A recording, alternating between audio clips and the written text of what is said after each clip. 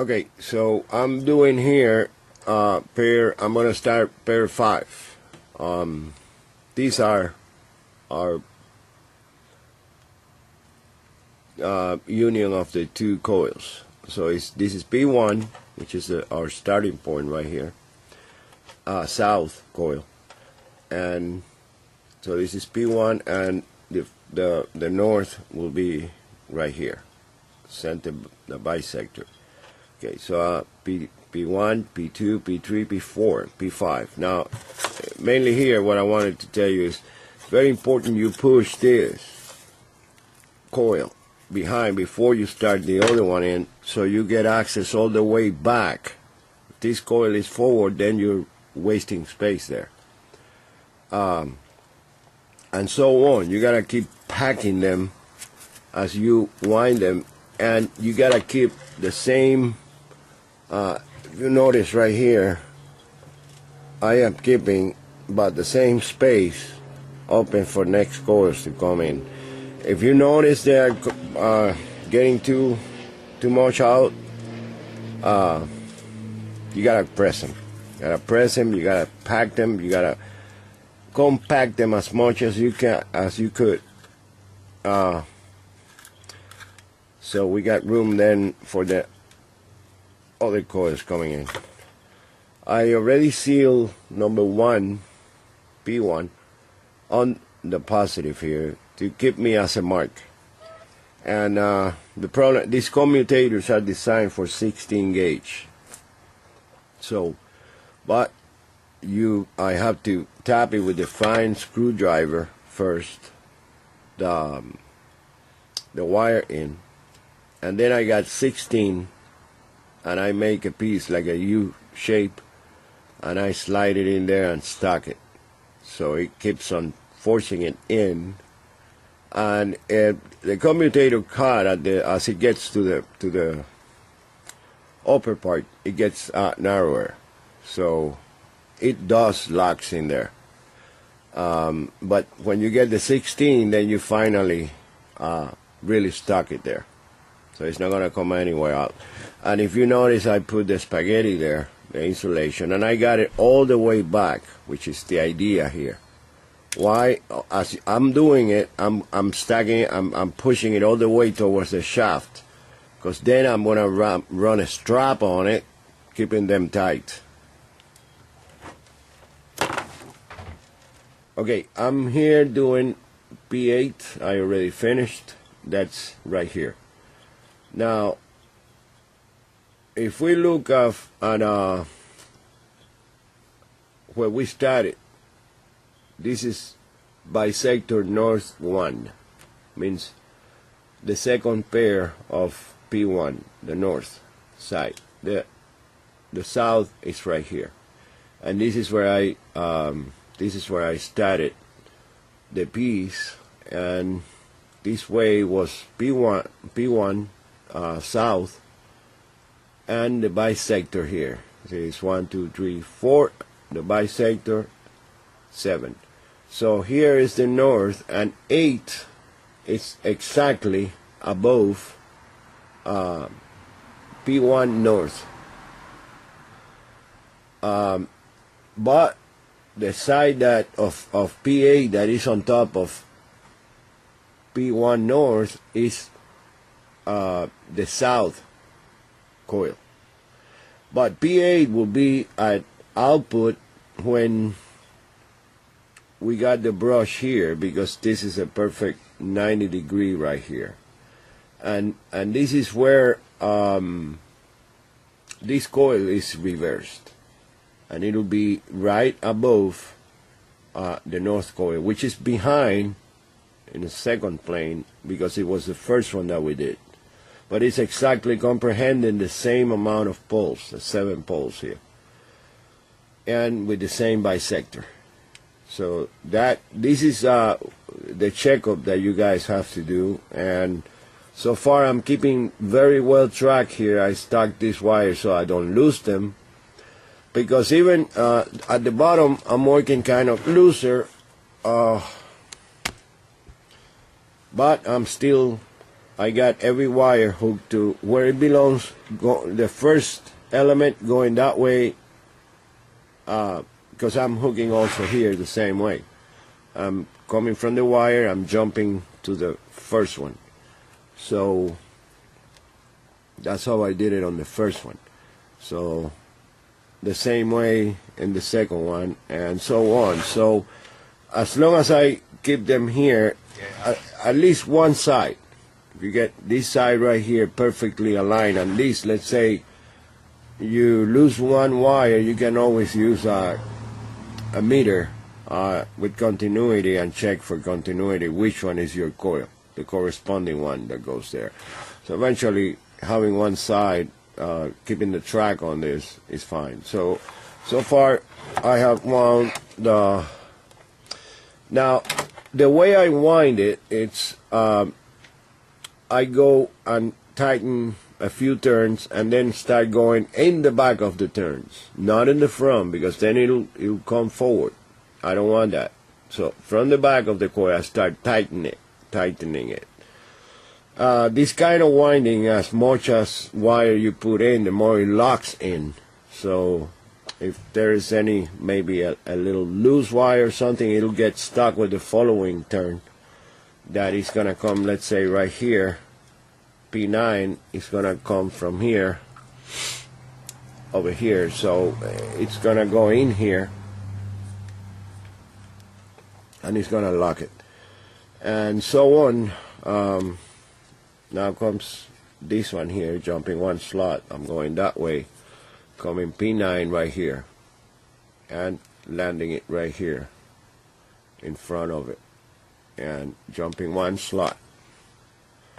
And all the way, just have done, half, I would say like a quarter of a motor wiring is what I have done. And I got plenty of wire, so I'm gonna come back when I'm at the final stage, because this is so far coming along good. Now, where you can make mistakes are, typical mistakes are, you don't go in the right slot, and you keep going, not in here, but normally here is where you can make mistakes and just jump a couple of wires. That's a no-no. You have to be very pending on which coil it is, and always keep your armature with the connecting guide side up. Don't start winding the other way around, because you get confused. Remember, the south is counterclockwise, the north is clockwise. So if you turn it around, it'll be completely opposite, and you lose track of what you're doing, and your motor won't work. Okay, so I am here right now on P15. We started right here. This is bisector 1. We started winding right here.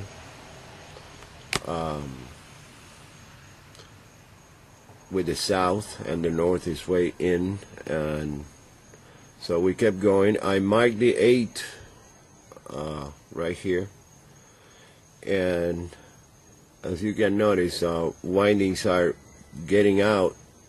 It's the reason why when we started on the first one, I said to push it first, as the other one will make room to go inside the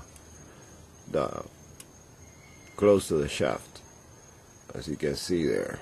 I don't know if the camera will capture. Now, as you can see, they're coming inside of it. I can almost stick my finger in there. It's coming in. So B South 15 is perfectly aligned with the one when we first were setting up our coils, set up on the 360 quadrant, and it's perfect. Bisector 1, 2, 3, 4, 5, 6, 7. This is south of P15. North is right here, and this is perfect. So it's 1, 2, 3, 4, 5, 6, 7. So we're fine. We're perfect here. It's P15. I'm just about to close it. This is what it looks like up to P15. And yeah, it's a lot of work. And down here, this is the way that it comes from factory. I actually didn't alter this commutator, but if you notice that it's pretty close to it. I believe we could move it a few millimeters that way from factory with a tool like I mentioned before that we slide in and pull it. This one I set it up myself. We got plenty of room, and as you can see, the bearing is perfectly all the way to the notch right here. Can't go any further. So, and we still got room. And the thing here is that we might have to modify the housing or something to do that, and really it's not worth it. It's close, but it's not making contact, so it's not going to interfere. And basically I'm going already into the outer coils of the motor. We already did all the interior of it, so the inside is almost all finished. So I'm coming out in the outside, always keeping my upper shaft where I'm gonna make the connection. I always keep it up. I always start from here. It's a sequence. Once that you get it, then you go like this, and then you wind the 13, 14 turns and go in here this way on the other 7, and then kill it down here below. Okay, I am right now at pair 21 right here, and like I said, I marked number 15 right here, and so we got 15, 16, 17, 18, 19, 20, 21. I'm also hooking them at the bottom to keep track. Not that organized, but I do have them secure on the commutator. Okay, so we have to keep running tests here, like checking. This is our starting point right here. This is bisector north and bisector south where we started. So that means we got 3 poles here and 3 here that with the center bisector, these are where we started south of P1. And this is where the P28, these are a sequence, and this is why the bisectors or the vortex of the magnetic fields. This is the bisector, I call it, because it creates an angle on the pattern, so it's the center of the pattern towards the stators. So we got bisector 1. We went winding that way, so we got bisector 2 right here south, and so on here, bisector 2 north, and so on. This is a series of repetitions as we go back, and then when we go to P28, P28 has to be right here, the bisector of the south of P28, and so on here, because this is where we started, and we got this from here down there. We got it all taken care of. Okay, BN2, BN3, and so on, and then you can relate to the graphic to check it out. But the bisector of B28 north will be here, and the south, BN28 will be right here, right next to BN1, and BS south 28 will be right here. So that means that 3 this way and 3 this way, so your south of P28 will be right here, and this is where you got to realize the space that we need in order to do that. See how I've been winding, and see how we're running very, very tight, and I have to keep pushing it wire with this piece of wood I have created, and then I have another one to go in between the slots and push them. Now this side right here is already is ready to be set the hedges on to hold the wire in. But see how much little space I got. I gotta come here with P22 south and keep going through here, jumping one slot right here and so on. So but here you have an idea of what it's getting to and how to wrap it and close it properly. So your bisector 28 north has to be here and your south here. So your P closing 28 has to be right next to P1. And that's, if you're getting there and you wrap it up, and this is my starting point that I marked right there. So my ending brush of P28 should be right next to it. Right, the two next elements to it. So then we got it all perfectly wound. I will do a comparison of both armatures, the symmetric one and this one, so you see the huge difference in the windings. This is a complete different machine within the same embodiment, and the performance is, you will see it. Okay, got these gloves after I got a few blisters.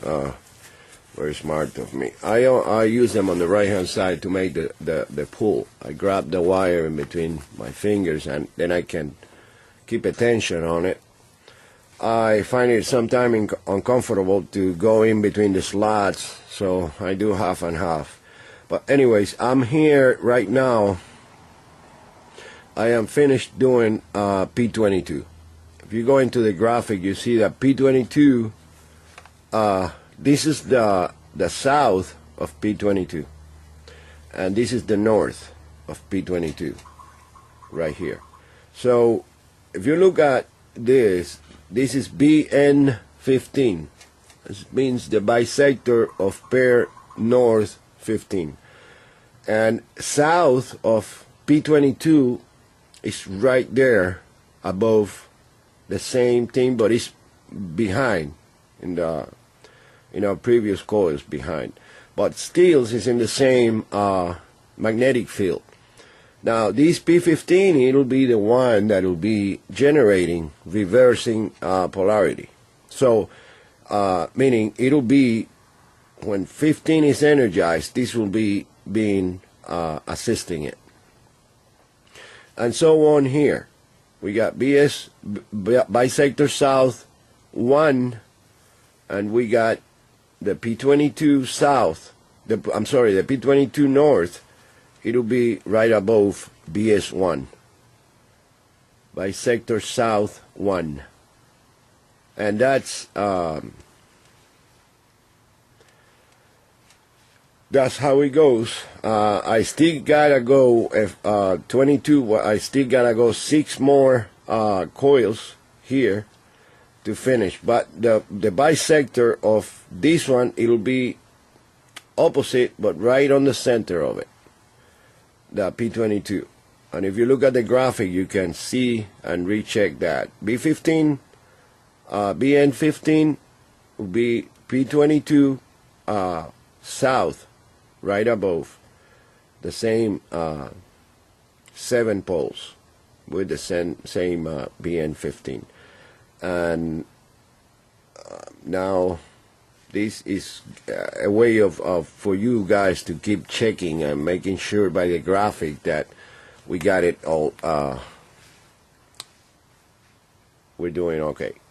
So I just got like 6 more coils to go and we'll be done. Then it'll be punching all this in place and wrapping it and putting the hedges on it and securing it. Since the wire is so close over here, I might put a band of fiberglass strip around it and coat it later on, but I'm going to take it for a spin later on.